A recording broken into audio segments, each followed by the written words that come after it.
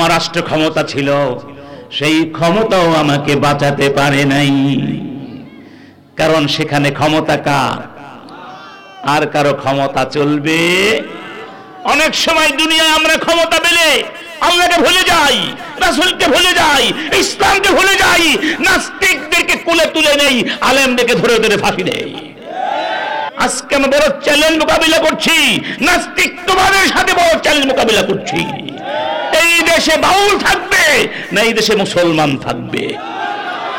এই বাউলদের নাস্তিকবাদী খোরাদ্রোহী ধর্ম প্রতিষ্ঠা করার জন্য ওই মহিলাকে পার্লামেন্টে নেওয়া হয়েছে। সে বাউলদের পক্ষে কথা বলছে, বাউলদেরকে প্রতিষ্ঠা করবার জন্য কথা বলছে। আমার বন্ধুগণ, আল্লাহ সুবহানাহু ওয়া তাআলা বলছেন, وَكَأَيٍّ مِّن قَرْيَةٍ عَتَتْ عَنْ أَمْرِ رَبِّهَا وَرُسُلِهِ فَحَاسَبْنَاهُ حِسَابًا شَدِيدًا وَعَذَّبْنَاهُ عَذَابًا نُكْرًا। এই দুনিয়ায় অনেক জনপদ আছে, অনেক জনপদের অনেক মানুষ আছে যারা আমি আল্লাহর বিধান অস্বীকার করেছে, আমার নবীদের আদর্শ লঙ্ঘন করেছে। আমি কিয়ামতের ময়দানে তাদেরকে ধরে ধরে কঠিন ভাবে হিসাব নিকাশ নেব এবং কঠিন ভাবে তাদেরকে আমি শাস্তি দেব। ইন্না লিল্লাহি ওয়া ইন্না ইলাইহি। আমার বন্ধুগণ, সেই দিন আল্লাহর সামনে সবাইকে যেতে হবে। রাসূল কারীম বলছেন, মা মিনকুম মিন আহাদিন ইল্লা সায়ুকাল্লিমুহু রাব্বুহু। কিয়ামতের ময়দানে সবার সাথে আল্লাহ কথা বলবেন। আল্লাহ এবং মানুষের মধ্যে কোনো তারজুমান থাকবে না। লাইসা বাইনাহু ওয়া বাইনাহু তারজুমান, অনুবাদক থাকবে না। বান্দার অবস্থা কেমন হবে? ফায়ানজুরু আল আইমানা মিনহু, বান্দা ডান দিকে তাকাবে, ফালা ইয়ারা ইল্লা মা কদ্দাম, ডান দিকে দেখবে তার গোটা জীবনের আমলকে, মানে গুনাহ। আর ওয়ায়ানজুর আল আশআমা মিনহু, বাম দিকে তাকাবে, ফালা ইয়ারা ইল্লা মা কদ্দাম, গোটা জীবনের সমস্ত আমল সে বাম দিকে দেখবে। ওয়ায়ানজুর আমামা, সামনের দিকে তাকাবে, ফায়ারান নারা তিলকা ওয়াজহি, দেখতে পাবে জাহান্নাম ক্ষুধার্ত সিংহের মতো ভয়ঙ্কর রুদ্র মূর্তি নিয়ে তাকে ছবল মারার জন্য ছুটে আসছে। আল্লাহু আকবার। সামনে থেকে জাহান্নাম ছুটে আসছে, চার দিক থেকে আপনার আমার আমলগুলো আমাদের ঘিরে ধরবে, আল্লাহর সামনে দাঁড়াতে হবে। আল্লাহু আকবার। ফাত্তাকুন নার ওয়ালাউ বিশাক্কি তামরা, রাসূল বলেন সেই জাহান্নামের আগুন থেকে বেঁচে থাকো, যদিও একটি খেজুরের দানার বিচির অর্ধেক পরিমাণ সম্পদ দিয়ে হলেও জাহান্নামের আগুন থেকে নিজেকে বাঁচাও। আল্লাহু আকবার। অতএব আল্লাহর সামনে দাঁড়িয়ে সেই কঠিন দিনের জবাব দেওয়ার বিষয়টিকে ভুলে থাকা চলবে না, ঠিক না বেঠিক? আমার বন্ধুগণ, এই হিসাব নিকাশ কয়েক ভাবে হবে, কয়েকটি পর্যায়ে হবে, কয়েকটি পদ্ধতিতে হবে। তার মধ্যে একটি হলো আল্লাহ সুবহানাহু ওয়া তাআলা মানুষকে তার গোটা জীবনের আমলের কথা জানিয়ে দিবেন, তার সামনে তার আমলগুলো পেশ করবেন। দেখো তুমি কি করেছিলে। আল্লাহ পাক বলছেন, ইউনাব্বাউল ইনসানু ইয়াউমাইযিন বিমা কদ্দামা ওয়া আখার। সেই দিন আল্লাহ মানুষকে তার আগের পেছনের সব আমলগুলো বলে দিবেন। অন্যত্র বলছেন, আলিমাত নাফসুম মা কদ্দামাত ওয়া আখারাত। মানুষ তার আগের জীবনের পরের জীবনের আগের পরের সব আমলগুলো সে জেনে যাবে। অন্যত্র আল্লাহ বলছেন, ইয়াউমা তাজিদু কুল্লু নাফসিম মা আমিলাত মিন খায়রিন মুহদারা ওয়া মা আমিলাত মিন সু তাওয়াদ্দু লাউ আন্না বাইনাহা ওয়া বাইনাহু আমাদান বাগীদা। সেই দিন প্রত্যেক মানুষ দেখবে তার ভালো কাজগুলো, তার খারাপ কাজগুলো দেখবে। খারাপ কাজ দেখে দেখে চিৎকার করে আফসোস করে বলবে, যদি এই আমল থেকে আমাকে অনেক দূরে সরিয়ে দেয়া হতো। ইন্না লিল্লাহি ওয়া ইন্না ইলাইহি রাজিউন। তাহলে ওখানে গিয়ে আপনি আমি সব কিছু দেখতে পাবো, কিছুই হারিয়ে যাবে। অনেকে হয়তো ভাবি আমি আমল করেছি, অন্যায় করেছি, কেউ দেখে নাই, এগুলো কেউ জানে না। কিন্তু না, আপনার আমার কোনো কথা, কোনো আমল হারিয়ে যায় না।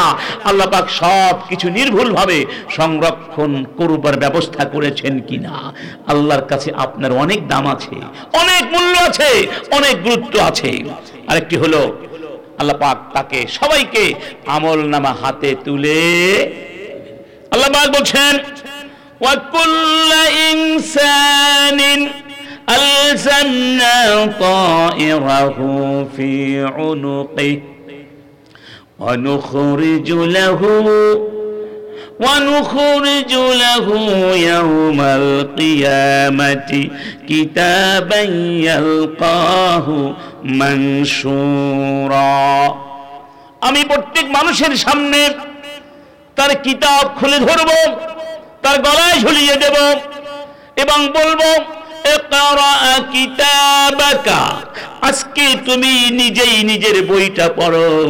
কাফা বিনাফসিকাল ইয়াউমা আলাইকা হাসিবা, নিজের বিচার নিজেই করো, আজকে তুমি তোমার জন্য যথেষ্ট।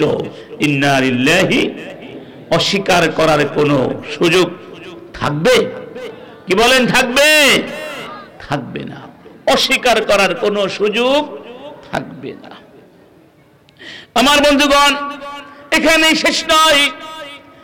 এই হিসাব নিকাশের আরেকটি দিক হলো আল্লাহ সুবহানাহু ওয়া তাআলা আমাদের বিরুদ্ধে অনেক সাক্ষী পেশ করবেন, অনেক সাক্ষী পেশ করবেন। আল্লাহু আকবার। অনেক সাক্ষী পেশ করবেন। কাদেরকে?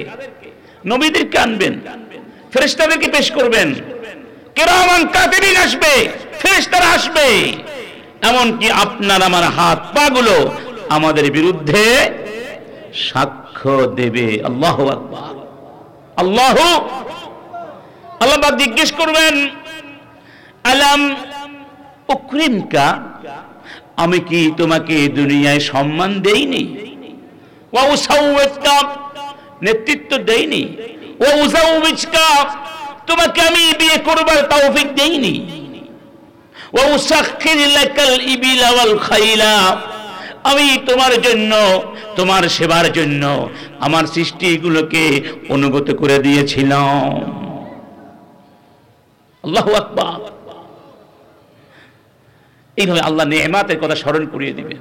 এরপরে বলবেন, আফাযানানতা আন্নাকা মুলাকিয়া, দুনিয়ায় বসে তুমি কি এই চিন্তা করেছিলে যে আমার সঙ্গে তোমার সাক্ষাৎ হবে? তখন ব্যক্তি বলবে, লা, সেটা আমি ভাবি নাই। আল্লাহু আকবার। এই জন্য আল্লাহ সুবহানাহু ওয়া তাআলা অন্যত্র বলছেন, ফাম্মা মান উতিয়া কিতাবাহু বিয়ামিনি, কিয়ামতের ময়দানে আল্লাহ সুবহানাহু ওয়া তাআলা যাকে ডান হাতে আমলনামা দেবেন, কোন হাতে? সেই ব্যক্তি সফল হয়ে যাবে, সে আনন্দিত হবে, আনন্দে চিৎকার করে সবাইকে বলবে, হা উমুকরাউ কিতাবিয়া, এসো এসো আমার বইটা পড়ো, আমার আমলনামাটা তোমরা পড়ে দেখো। সুবহানাল্লাহ। কারণ তার মনে আনন্দ, তার মনে কি? সে ডান হাতে পেয়েছে। কোন হাতে? এবং বলবে, ইন্নী যানানতু আন্নী মুলাকিন হিসাবিয়া, আমি যখন দুনিয়ায় ছিলাম দুনিয়ায় বসে আমি এই বিশ্বাস করতাম আল্লাহর সঙ্গে আমার সাক্ষাৎ হবে, আল্লাহর সামনে গিয়ে জবাব দিতে হবে, এই চিন্তা আমার মনে ছিল বলে আজকে আমি আমলনামা কোথায় পেয়েছি? আল্লাহু আকবার। তার অবস্থান কোথায় হবে? ফাহুয়া ফি ঈশাতির রাদিয়া। আল্লাহ পাক বলছেন ওই ব্যক্তি জান্নাতের মধ্যে থাকবে। কোথায় থাকবে? আনন্দময় জীবন। ফি জান্নাতিন আলিয়া, উঁচু জান্নাত, কুতুফুহা দানিয়া, যেই জান্নাতের ফলমূলগুলো হাতের নাগালে এনে দেয়া হবে। সুবহানাল্লাহ। মনের মধ্যে কিছু চাইলো, সামনে এসে ফলমূল খাবার হাজির হয়ে যাবে।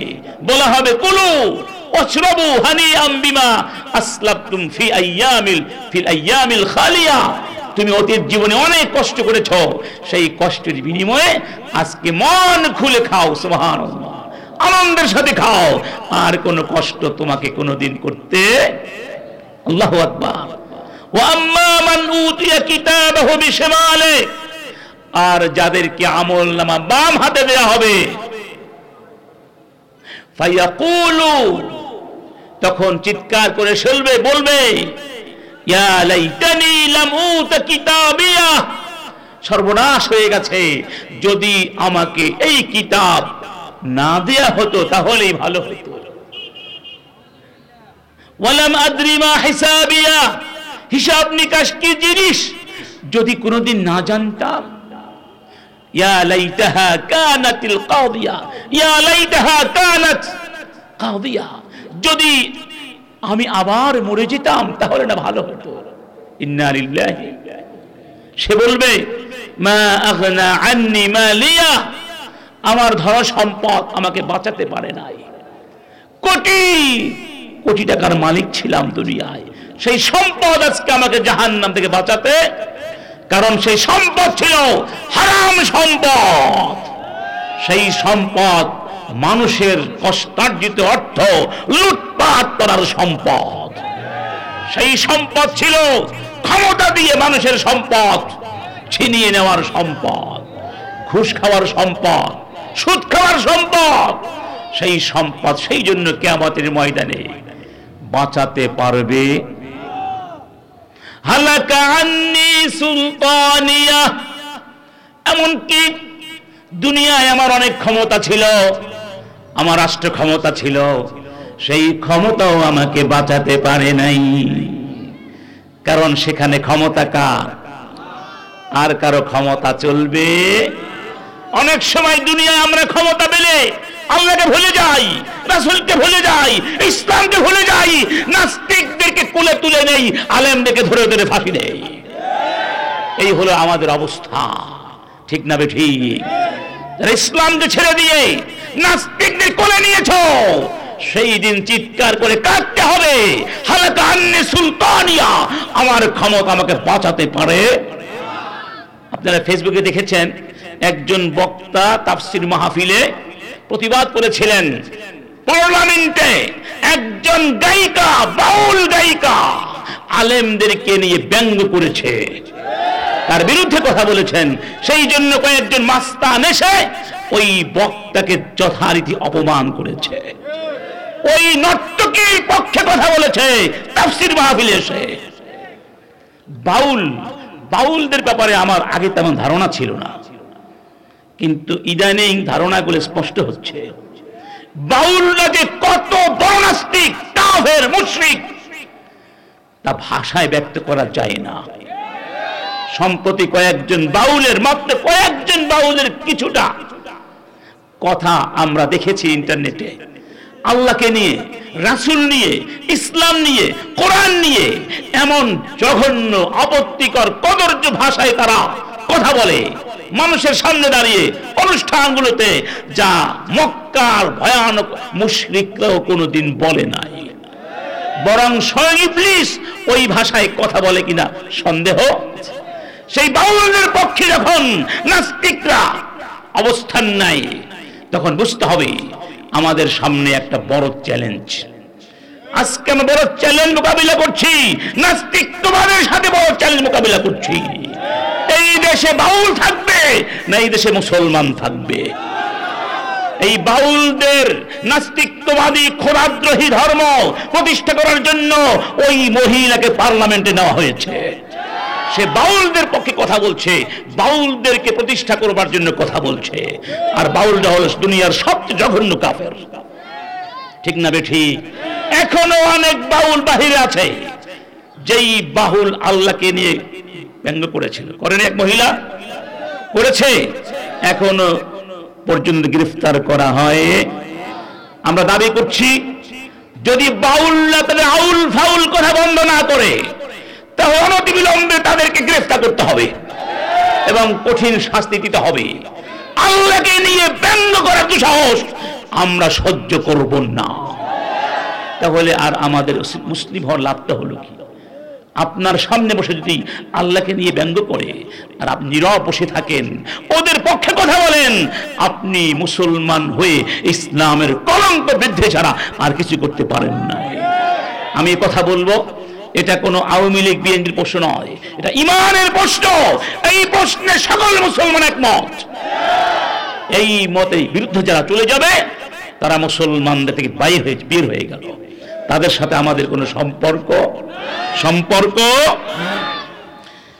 সম্মানিত বন্ধুগণ, এই হিসাব নিকাশের একটি পর্যায় হলো মিজানে সবকিছু পরিমাপ করা।